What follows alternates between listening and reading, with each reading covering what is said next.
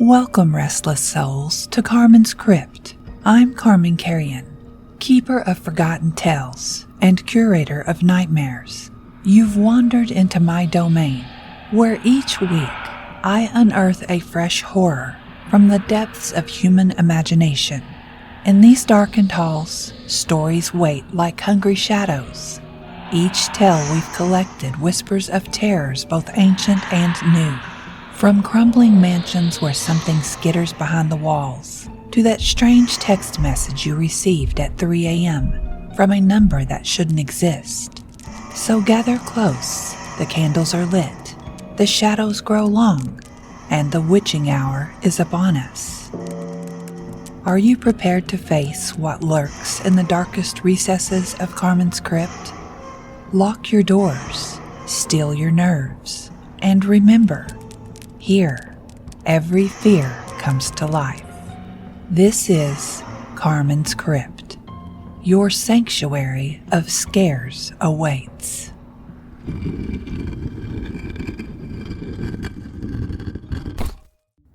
The chairs were arranged in perfect rows the night everything began to unravel, though nobody in the ballroom knew it yet. A wedding rehearsal, Casa Esencia at dusk. The kind of golden hour that photographs like a promise. The bride-to-be laughed at something the officiant said, and her voice carried up into the old rafters and got lost there, the way sound always did in that house. The staff moved between the tables the way people move when they've done a thing 1,000 times, because they had. "Don't put the champagne in room 2 after 10, one of them said, not even looking up. "She doesn't like it." "Who doesn't?" "The bride. The other one. The crying one." A new hire, barely a week in, laughed, waiting for the punchline. It never came. "Room 4 is fine as long as you knock," someone else offered. "There's a little girl, she likes it when you knock. And the soldier in 9 just wants to be left alone." They said it the way other people talk about a drafty window, or a stair that squeaks. Fond, familiar. A house full of ghosts, and not one of them worth lowering your voice over. The new hire smiled along, less sure of herself now, and glanced down at the laminated guest map in her hands. Rooms 1 through 9, printed in careful gold lettering. Except, she counted them twice. Where's 7? The room did not quiet all at once. It went quiet in pieces. A folding chair stopped mid-scrape. A stack of napkins settled. Somebody's hand paused over a centerpiece and stayed there. The manager crossed the floor without hurrying and took the map gently from her hands. "There isn't one," she said. And that was all. But hours later, alone, sweeping the East Hall, the new hire found a door she was certain hadn't been there that morning. Brass, older than the walls around it, stamped into the metal, just above where a handle should have been. Room 7. There was no handle, no knob, nothing to pull, push, or turn. Only a keyhole. And on the other side of it, she was almost certain, something was holding very, very still. Emily Harper was 28, freshly divorced, and looking for somewhere far enough away that her old life couldn't follow her through the mail. Casa Esencia was far enough. It stood alone on the cliffs, a great Victorian pile of gables and iron and salt-stained glass, its back to the sea and its face to a garden that the fog swallowed most mornings before 9. Somewhere along the way, a romantic owner had given the old house a warm Spanish name it never quite grew into, and the name had stuck the way names do. Now it was a wedding venue. Brides drove 3 hours to be married on the cliff's lawn with the ocean roaring below, and the house made money the only way an old house can, by being beautiful and by being a little bit haunted. That part wasn't a rumor. It was a selling point. Emily learned this in her first week, coordinating flowers and seating charts and the endless small panics of other people's weddings. The staff talked about the ghosts the way you'd talk about difficult but beloved relatives who lived upstairs. There was the groom's mirror on the 2nd floor, where a young man in an old-fashioned collar would sometimes appear behind you, adjusting a tie that wasn't there. There was the piano woman who played 3 notes and never a 4th. There was the boy on the staircase who counted the steps out loud in a language nobody recognized and always stopped at 6. None of them frightened anyone. That was the strange thing. Guests came back down from those rooms not pale but soft, the way people look after a good cry. A widow told Emily she'd felt her late husband sit on the edge of the bed in room 3. She said it like a gift. She tipped extra. The ghosts kept to their rooms, every one of them. They never wandered, never followed, never crossed a threshold they hadn't been assigned. The staff avoided a few doors after midnight out of politeness more than fear, the way you'd avoid walking in on someone praying. And nobody, not once, not ever, mentioned room 7. Emily noticed it the way you notice a word on the tip of your tongue. A gap, a held breath. She'd be halfway through a sentence and something would close, quietly, in the other person's face. So, the hallway on the east side. Does anyone actually stay in 7? Did you get the linens counted? The manager would say. Or someone would remember, urgently, a phone call they needed to make. The first few times, Emily let it go. She was new. Every job has its unspoken things. But a house that will tell you cheerfully about its dead has to work very hard to keep one door out of the conversation. And the harder they worked, the more she wanted to know what they were working so hard to hold shut. So Emily started collecting them, the stories, quietly, the way you collect anything you're not sure you're allowed to have. She kept a little notebook, and by the end of the month she had a page for every room. And what struck her, reading them back, was how alive the ghosts seemed. Not menacing, not tormented, just occupied. Each one had a personality. The bride in room 2 was searching, always searching, drifting from the window to the door and back, looking for a face she never found. The old woman in room 6 hummed while she folded invisible laundry, content as anything. The little girl in room 4 chased a rubber ball down the same 6 feet of carpet, laughing, forever 3 years old. They didn't hurt anyone. They didn't even seem to know anyone else was there. They repeated their small moments over and over, like people watching a home movie of the one afternoon they could never get back. Guests found it comforting. Emily found it comforting too, at first. And then she noticed the thing that stopped her cold in the middle of a Tuesday. They were all facing the same way. The bride at the window, but she always turned, mid-search, to glance down the hall. The humming woman folded her laundry with her body angled a few degrees off toward the door. The little girl chased her ball, yes, but she never once let it roll past a certain point. She'd scoop it up early every time and look up, down the corridor, toward the east wing, toward room 7. Emily stood in the east hallway one night and watched it happen in 3 rooms at once. The doors cracked just enough. 3 ghosts in 3 different centuries of clothing, all pausing in their little loops to look at the same locked brass door. Not with longing. Not one of them would go near it. The carpet in front of room 7 was worn everywhere except the last 3 feet, where no foot, living or otherwise, seemed ever to have stepped. There was an invisible line there, and every ghost in the house knew exactly where it was. The dead of Casa Esencia weren't haunting the halls. They were watching a door, and whatever they were watching it for, they were watching it together. The county kept the old blueprints in a records office 2 towns over, and Emily drove out on her day off and paid $4 to have them pulled. She spread them across the hood of her car in the parking lot because she couldn't wait to get home. The original house, the true house, the one the architect had signed in 1887, had 6 guest rooms, not 9, 6. Room 7 wasn't on it, neither was 8 or 9, but those she could account for. There were renovation permits, a wing added in the 20s, the numbers sensible and sequential. Room 7 had no permit, no plan, no date. It simply appeared in a later survey, sitting in the middle of a hallway that the original drawings showed as a solid wall. It had been added, but there was no record of anyone adding it.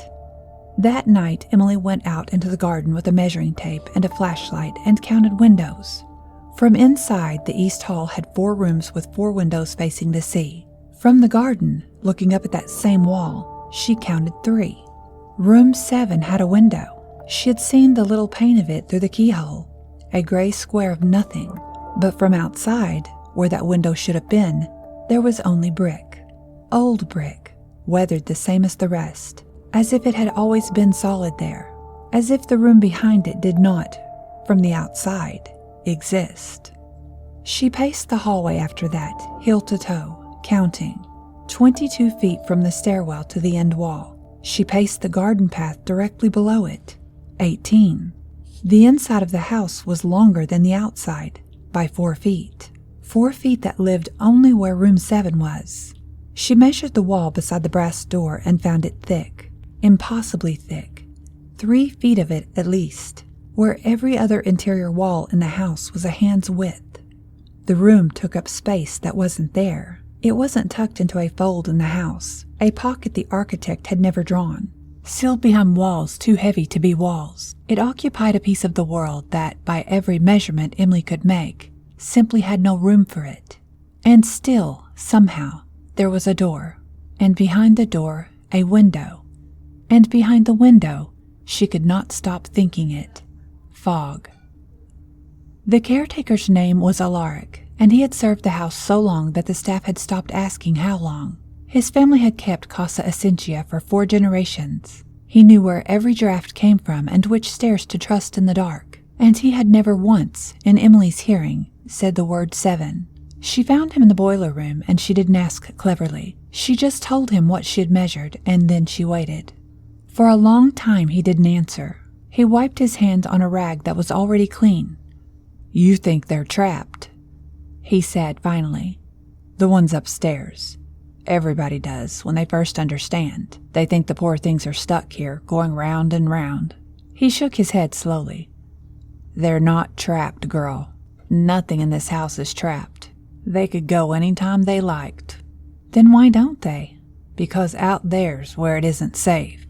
He looked up at her, and there was nothing spooky in his face at all, which was somehow worse. He looked tired. He looked like a man guarding something. "In the house, near that door, they're safe. Out past the walls." He stopped himself. Safe from what? He didn't answer that either. What he said instead she would carry for the rest of her short life. "People have it backwards," Alaric said. "They think ghosts haunt a house." He hung the rag on its nail, squared it, and turned to go. "These ones aren't haunting anything. They're hiding." "Hiding from what?" Emily said again, and her voice came out smaller than she wanted. But he was already climbing the stairs, and he would not say another word about room 7 or the window or the fog or the thing the fog belonged to. It happened on a wedding night, because of course it did. A storm came in off the water fast, the way they do on the coast, and somewhere around 11 the power went out all at once. The whole cliff plunged black, the string lights dying, the DJ's speakers choking off mid-song to a chorus of good-natured groans from the dance floor. The generator would catch in a minute, it always did, but for that minute the house ran on nothing, and everything that ran on power let go of its grip, including the locks. Casa Esencia's doors were fitted with quiet electronic bolts, a renovation, a convenience, and every one of them, in the dark, clicked open at once. Emily was in the East Hall with a flashlight, herding guests back toward the candlelit ballroom, when she heard it.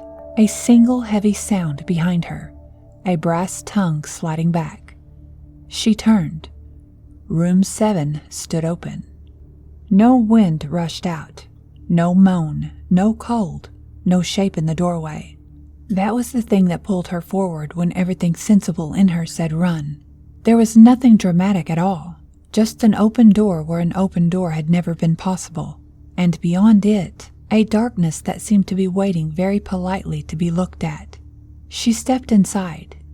It was empty. Not empty like abandoned, empty like tended. The floor was swept. The air was clean and still and slightly warm. The warmth of a room someone has only just left. There was no dust, in a house where dust was a full-time war.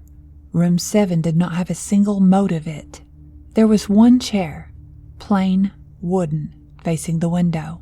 There was one window, and beyond it hung the fog, unmoving, though the storm outside every other window was throwing rain sideways against the glass.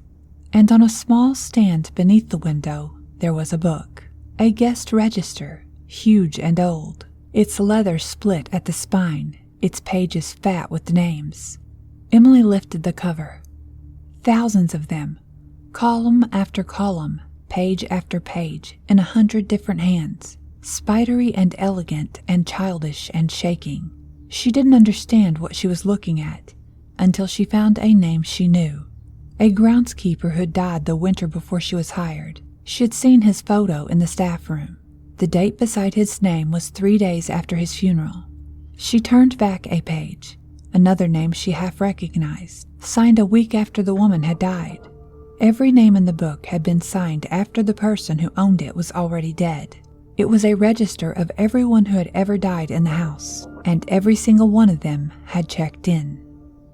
That was when she heard the footsteps. Not coming toward her. That was the first thing her body understood before her mind caught up. The footsteps in the hall were not approaching room 7.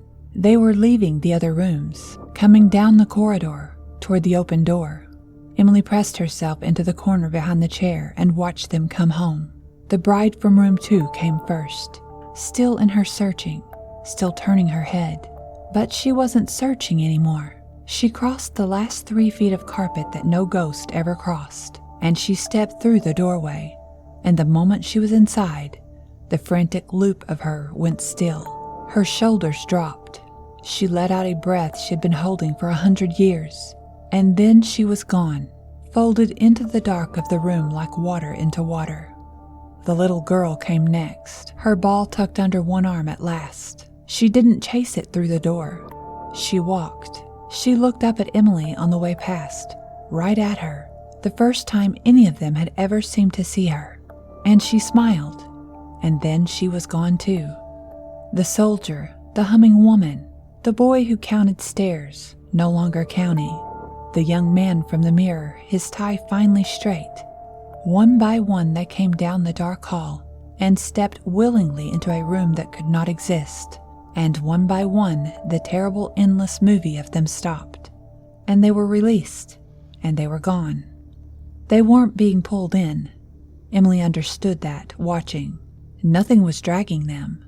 They were going the way you go into your own home after a long cold day outside, gratefully. The room wasn't a cell. It was a shelter. And she understood, finally, what they had all been watching for all that time, from the doors of their little rooms.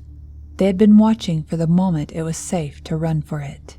Then, past the chair, past the window, out in the unmoving fog, something moved. She never saw it. She saw only the shadow of it, sliding across the gray, vast, slow, the way the shadow of a whale passes under a rowboat, so large the eye can't hold it and calls it weather instead. It passed left to right across the whole of the window, and it did not so much as glance at the house. It never came in. It couldn't, or it wouldn't, and Emily did not want to learn which. It just passed, enormous and patient, through a fog that touched no other window in the world. Alaric was in the doorway when she turned around. She hadn't heard him come. The generator had caught somewhere below. Light was creeping back into the halls behind him. But he stood in the dark of room 7 with her, and this time he told her the rest, because now she had seen it and there was no point in not saying. "It isn't dying that makes a ghost," he said. "Everybody dies. Most of them go wherever it is people go, and that's the end of it. No." He nodded at the register in her hands. "What keeps a soul in the world is being remembered, loved, hated, missed, it doesn't matter which. As long as somebody living is still holding the shape of you, you stay. That's all a ghost is, a person somebody hasn't finished remembering. And when they do finish, then you're forgotten, truly forgotten. The last person who ever thought of you thinks of you for the last time." His voice dropped. "And that's when it comes." "The thing in the fog? It isn't evil." He said it quickly, almost defensively, the way you defend a hard weather. "Don't make that mistake. It isn't cruel, and it isn't hungry, and it doesn't hate you. It's just the end of the line. It gathers up the ones nobody remembers anymore, and it takes them wherever forgotten things go. It's inevitable, girl. It's the most inevitable thing there is. But the room hides them. He almost smiled. As long as that door stays shut, it can't find what's inside. Every soul in that register is a soul the world let go of, and every one of them, up in those little rooms, playing out their happy afternoons, that's borrowed time, stolen time. This house steals them a little longer than they were owed. Emily looked down at the thousands of names and understood that the hauntings had never been a curse. They were a reprieve, and she understood the rest a half a second too late, because she was still standing there, holding the book, in a room with an open door. The fog outside the window stopped. It had been drifting all this time, faint and slow. Now it went utterly still, the way a room goes still when someone in it hears their name. Every ghost that had gone home, Emily felt them, though she couldn't see them, felt the whole crowded silence of them behind her turn as one toward the window. For the first time since she'd come to Casa Esencia, the dead of the house were afraid. And then, from every corner of the room at once, in 100 voices that had never once cried out in all their gentle years, they screamed. Morning came clean and gold, the way it always did after a storm on that coast. The wedding went beautifully. The bride, the living one, said the power outage had been the most romantic part. All those candles, and she meant it. Nobody noticed anything wrong, except Emily, because the house was silent. No 3 notes drifted down from the second floor. No child laughed in room 4. No boy counted the stairs. The groom's mirror showed only Emily's own face when she passed it, tired and alone. She walked every hall she'd ever avoided after midnight, and found nothing in any of them but furniture and morning light. The ghosts were gone, all of them. She had left the door open, and something had stopped over the house, and now the rooms that had comforted 100 grieving strangers were only rooms. She was sure she had failed them. She carried it like a stone for weeks, that she had gone poking at the one door in the world that was doing a kindness, and she had let the cold in, and everyone hiding inside had been found. A lark wouldn't speak to her at all now. That told her enough. It was nearly a month before she made herself go back. She told herself she only wanted to close the register properly, to put the book away with some dignity, since she was the one who had left it open to the sky. Room 7 was empty, swept, warm. The chair, the window, and behind it, ordinary fog now, thin and moving, harmless. A book lay open where she'd left it, and on the last page, at the bottom of all those thousands of names, there was a new one. It hadn't been written in ink. There was no pen. There had never been a pen. The letters were pressed up into the paper from underneath, raised, as though someone standing on the far side of the page had signed their name by pushing a finger through from the other side. Emily Harper. And beside it, a date. Tomorrow. She shut the book so hard the sound of it went off like a shot down the empty hall. She backed to the door. She pulled it closed and heard the brass tongue slide home. And she stood there in the corridor with her hand flat against the cold metal and the stamped number under her palm, breathing, telling herself it wasn't real. It wasn't. It couldn't be. She was alive. She was standing right here. And from the other side of the door, from inside room 7, the swept and empty room she had just that second locked, someone knocked. Once. Politely. The way you knock when you've only just arrived, and you're quite content to wait for someone to come and let you in. And so, dear listeners, we emerge from another dark corner of Carman's crypt. But remember, the horrors you've heard tonight are merely echoes of the terrors that await in the shadows of your mind. If you enjoyed your stay in the crypt, why not invite a friend to join us next week? After all, fear is best when shared. Leave a review if you dare, or share your own tales of terror on my social media, or on my website, carman-carrion.com. Who knows? Your nightmares might just become my next story. Until next time, keep checking under your bed. And remember, in Carman's Crypt, every fear comes to life, and no one is truly safe. Sweet dreams, if you can still sleep at all.